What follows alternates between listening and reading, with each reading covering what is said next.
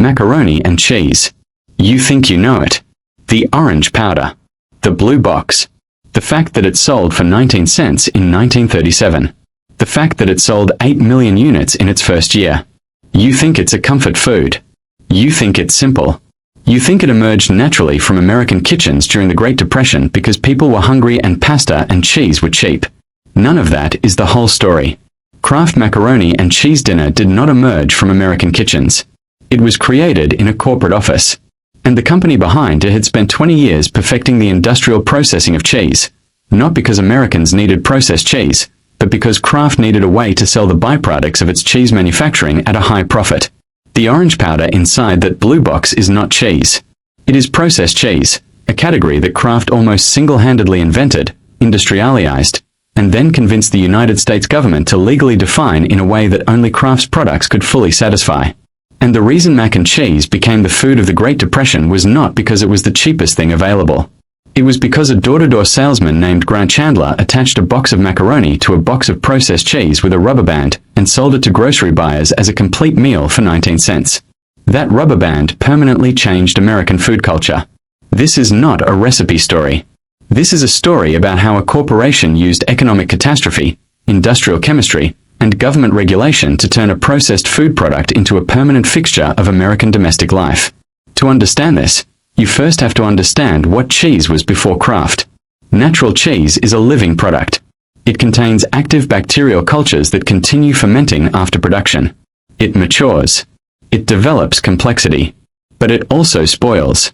Unevenly. Unpredictably. A wheel of cheddar might be perfect on day 60 and inedible on day 90 depending on storage conditions, humidity, and the microbial population present during aging. For a grocer in 1900, natural cheese was a liability. It required refrigeration that most stores did not have. It had to be sold quickly.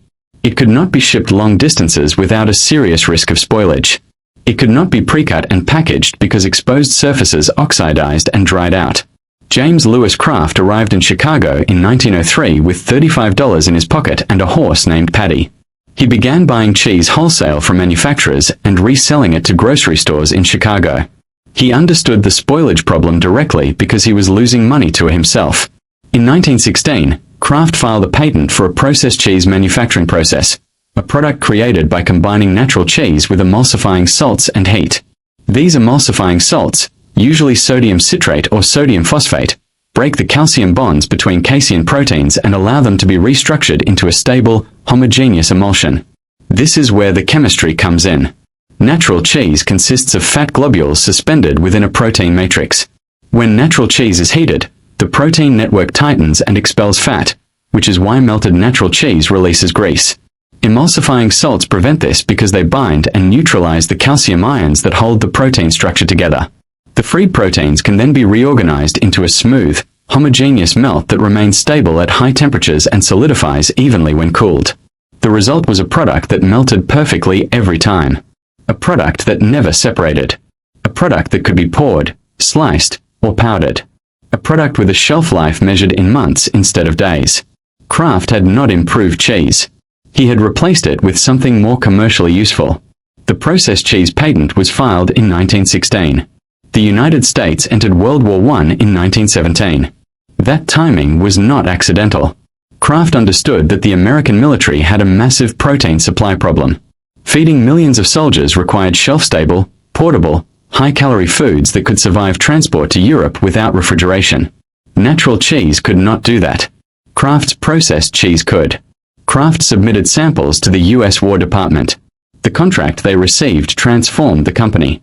During World War I, the government purchased approximately 6 million pounds of Kraft processed cheese in tin cans for military use. 6 million pounds. And this was a company that had been a one-man cheese resale operation only 14 years earlier. That government contract accomplished three things simultaneously. It gave Kraft the capital needed to expand manufacturing infrastructure. It validated processed cheese as a legitimate food product in the eyes of government regulators. And it introduced millions of American soldiers to Kraft processed cheese, men who would later return home as consumers. Brand exposure through military feeding is one of the most effective forms of consumer market creation in American food history. The same mechanism introduced instant coffee, canned rations, and chewing gum to generations of Americans who later brought those habits home. Kraft's government contract was not charity. It was the most effective marketing campaign of the company's first 2 decades. After World War I, Kraft faced a new problem. Competitors had watched the success of the government contract and started producing their own processed cheese products. The category Kraft had invented was now being copied. Kraft's response was not to compete on quality. It was to control the legal definition of the category. Throughout the 1920s, Kraft lobbied the U.S. Food and Drug Administration to establish official standards of identity for processed cheese. Legal definitions specifying exactly what a product labeled processed cheese had to contain and how it had to be manufactured. Standards of identity within the FDA regulatory system are powerful market tools. They define what a food product legally is. A product that fails to meet the standard cannot use the name. And if a manufacturer shapes the standard to favor its own production process, it effectively uses regulation as a competitive barrier. Kraft's lobbying efforts succeeded, and processed cheese standards were established in ways that closely matched the company's existing production methods. Competitors using different formulas or emulsifying agents faced labeling restrictions. Kraft's products, meanwhile, were positioned as the legitimate version of the category because they complied with standards Kraft itself had helped shape. This was the same strategy Heinz had used 20 years earlier with the Pure Food and Drug Act. Shape the regulation. Define the standard. Position your product as the only version fully compliant with it. Then let the regulatory system handle the competitive work. The government was not doing Kraft's marketing, but the outcome was effectively the same. America was 8 years into the Great Depression. Unemployment remained above 14%. Household food budgets were under extraordinary pressure. A salesman named Grant Chandler, working for a pasta company based in St. Louis, was struggling to move macaroni inventory. He had an idea. He attached single-serving packets of Kraft-graded processed cheese to macaroni boxes using rubber bands. Then he sold the combined product to grocery buyers as a complete meal. The pitch was simple. 1 box. Complete meal. 19 cents. Feeds 4 people. Grocery buyers embraced it. Kraft recognized the commercial potential and formally launched the product nationally in 1937 as Kraft Macaroni and Cheese Dinner, a branded packaged combination of macaroni and powdered processed cheese. Now the powdered cheese deserves its own explanation. Powdered cheese is processed cheese that has undergone spray drying, broken into fine droplets and rapidly dehydrated inside a heated chamber. The resulting powder reconstitutes when mixed with fat and liquid, in this case, butter and milk added by the consumer. The spray drying process intensifies the flavor compounds of processed cheese through the Maillard reaction during dehydration, producing a slightly caramelized, intensely savory powder. That is why box mac and cheese tastes both artificial and addictive at the same time. The cheese flavor has been concentrated and subtly transformed through dehydration. The product sold 8 million units in its first year. 8 million. In 1937. In the middle of the worst economic crisis in American history. The United States entered World War II.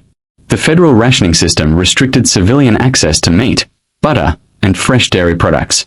Kraft Macaroni and Cheese Dinner required none of those rationed items. The macaroni was unrationed. The cheese powder was shelf-stable processed cheese, classified differently from fresh dairy under the rationing system. The recipe required butter and milk, but in quantities small enough for ration households to manage. The Office of Price Administration's rationing system had unintentionally created perfect market conditions for Kraft's product.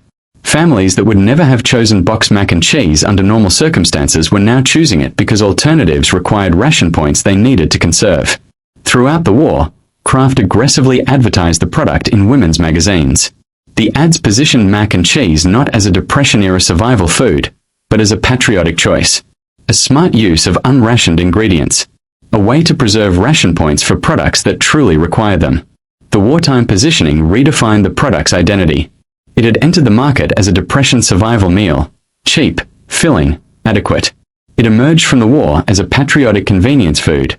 Smart, modern, efficient. 2 national crises separated by only 5 years. And each one strengthened Kraft's market position through mechanisms that had nothing to do with product quality. By 1945, Kraft Macaroni and Cheese Dinner had sold hundreds of millions of boxes. An entire generation of American families had integrated it into their weekly meal routines, not because they freely chose it from a position of abundance, but because 2 consecutive crises had eliminated most alternatives. And those meal routines persisted after the crises ended. Because that is what meal routines do. They persist. The distinctive orange color of Kraft mac and cheese is not natural. It comes from annatto, a natural seed extract, or from synthetic food dyes added to the cheese powder formulation. Natural processed cheese is pale yellow. The orange color was deliberately introduced in the post-war era as a visual signal of intense cheese flavor, something the brain associates with aged cheddar, even though processed cheese powder has no meaningful connection to the actual flavor development process of aged cheddar. The color is a label. It tells the consumer what to expect before the first bite. This is sensory marketing at the ingredient level. In the post-war period, Kraft systematically redirected mac and cheese marketing toward children. The bright orange color, the easy preparation, the mild, uniform, sweet savory flavor profile. The product was positioned as a staple food easily accepted by children who resist complex flavors. This demographic shift was financially crucial. Food preferences formed in childhood are highly persistent. A child who eats Kraft mac and cheese 3 times a week grows into an adult who buys Kraft mac and cheese for their own children. The purchasing cycle reproduces itself across generations. Kraft had achieved something every food brand wants and very few accomplish. A permanent place in the childhood food memory of consecutive generations of American consumers. And not through advertising alone. Through 2 economic crises, a federal rationing system, deliberate color engineering, and a price point low enough for even struggling households to afford. Macaroni and cheese is an ancient combination. Pasta and cheese appear together in medieval European recipes. Thomas Jefferson reportedly served a macaroni and cheese dish at Monticello. But the specific product in the blue box, the orange powder, the elbow macaroni, the 19-cent price point that launched an entire category, has nothing to do with that history. That product was invented during the worst economic crisis in American history by a salesman using a rubber band. It was manufactured by a company that used government contracts, patent protection, and regulatory lobbying to control the legal definition of processed cheese. And it was embedded into American food culture through 2 consecutive national emergencies that removed consumer choice. Then it endured across generations, not because it was the best macaroni and cheese anyone had ever tasted, but because it was the first version tens of millions of American children had ever eaten. And first foods are forever foods. The orange powder inside the blue box is not cheese. It is an industrially processed, spray-dried, annatto-colored cheese analog invented to solve a shelf life problem, expanded through government contracts, and distributed to civilian households through economic catastrophe. It tastes exactly the way it was engineered to taste. Uniform. Consistent. Intensely savory. Almost impossible to ruin. That consistency was not accidental. Neither was the price. Neither was the color. Neither was the timing. James Kraft did not create comfort food. He created a distribution system for industrial cheese byproducts that 2 global crises transformed into an American institution. The blue box on the grocery shelf is not a nostalgic relic of simpler times. It is the endpoint of one of the most comprehensive corporate food engineering projects in American history. Let us know in the comments what topic we should cover next. Thanks for watching.